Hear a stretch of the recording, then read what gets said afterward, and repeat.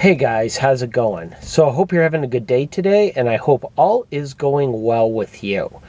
So for today's video, I thought I would talk about something maybe mildly controversial. Today I'm going to talk about NPR and the non-commercial band of the FM dial in the United States. So, if you've been following the news lately, Congress and President Trump are going to possibly be cutting funding for NPR. It looks like a sure thing as of now, at least from the details that I've heard. And there's been some back and forth going on this. The people who support funding NPR say it's a necessary thing for the public to have, something that's not corporate owned. The proponents of NPR say that NPR has a strong liberal bias and that the government should not be funding it.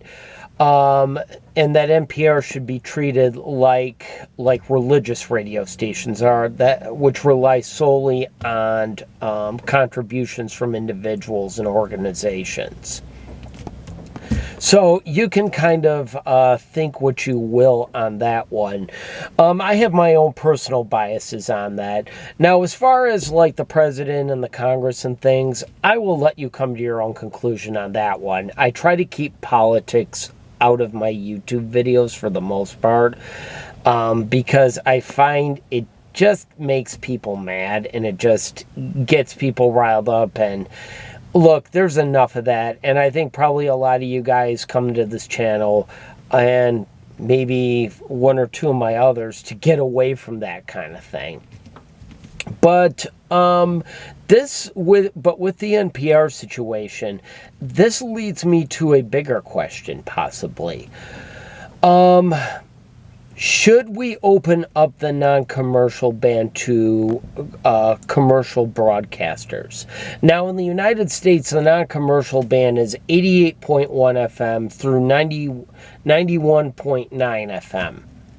And this has always been the non-commercial part of the dial ever since really the FM band was created.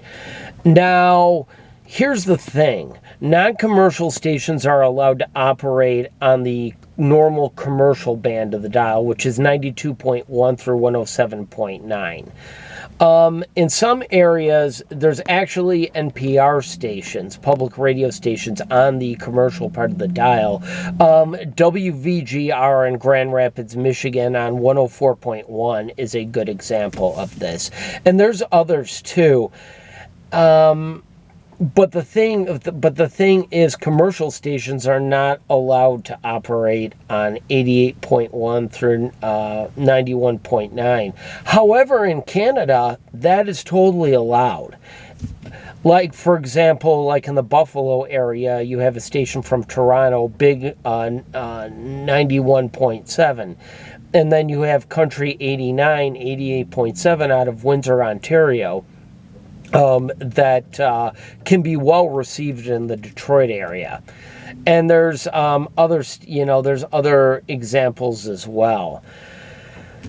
So here's my thing about it. Now, this is 2025 as of this video. This isn't 1994 or 1989 or anything like that. A lot has changed in the world. A lot of people have gotten away from terrestrial radio, and a lot of people are listening to Sirius XM. They're watching stuff on YouTube. They download podcasts. They listen to their own music on their phones, possibly. So much has changed. And terrestrial radio has kind of taken a back seat to everything, but it's still viable. It's still a viable source. Now, there's a lot of bigger broadcast companies. that don't exactly have a lot of money right now, and some are divesting stations to religious organizations and smaller organizations, because over-the-air radio is not what it was in the late 1990s, when, after the Telecommunications Act of 1996, a lot of big companies were just gobbling up stations, even stations that weren't the most advantageous to them, like stations that what you would call rimshot signals, like stations that are maybe like 3,000 watts or so, that don't cover a whole market, and stuff like that. But times have changed with that, and a lot of these bigger companies have slimmed down, and they've trimmed some of the dead weight from their portfolio. And a new thing as of late is some companies are just taking stations dark.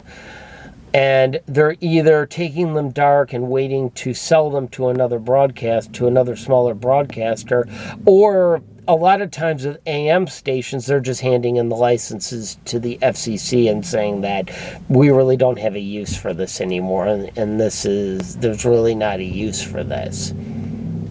So, with that said, and with NPR's funding looking to be cut, this puts those stations in a precarious situation. And some of those signals on the non-commercial part of the dial are pretty good signals, actually.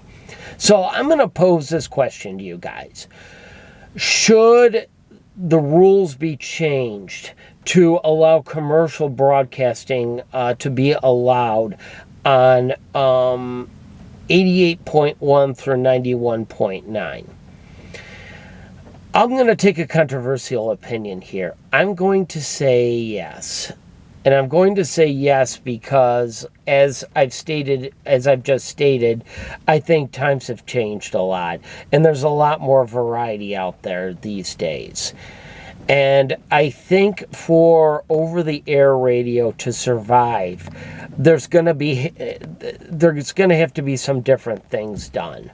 And I think some of these big companies need to wake up and kind of pull their heads out of the sand and realize that they, can't be putting the same old schlock formats, on the radio, keeping recycling things. But at the same time, I think there's opportunities for over-the-air radio to somewhat grow a little bit.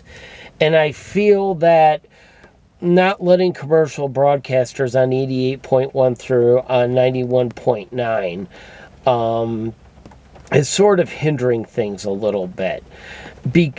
And I'll try not to get too complicated here, but let's say you've got a 50,000 watt signal on, let's just say, 90.7 FM. And let's just say that a commercial broadcaster, if they could, would be interested in that signal for its power. And that the programming that's currently on the station, which is public radio, has had a dwindling audience for a while, and just the money and just things just aren't there as they used to be. Could it be that possibly a commercial broadcaster could come in and say, purchase, let's just say 90.7 FM, and be willing to trade that for 93.1 FM, which doesn't have as good of a signal, but would work for a non-commercial station? And that, like, say the commercial broadcaster really wouldn't get hardly any money for that signal. If that would be, maybe they could switch signals.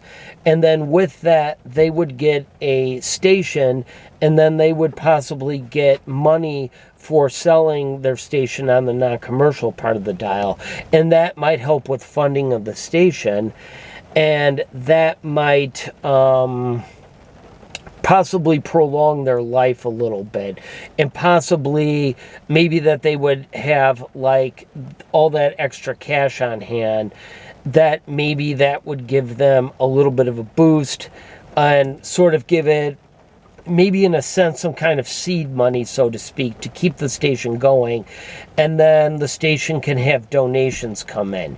Now, I think NPR, without government funding, can survive. Now, religious stations survive with just donations from organizations and from individuals.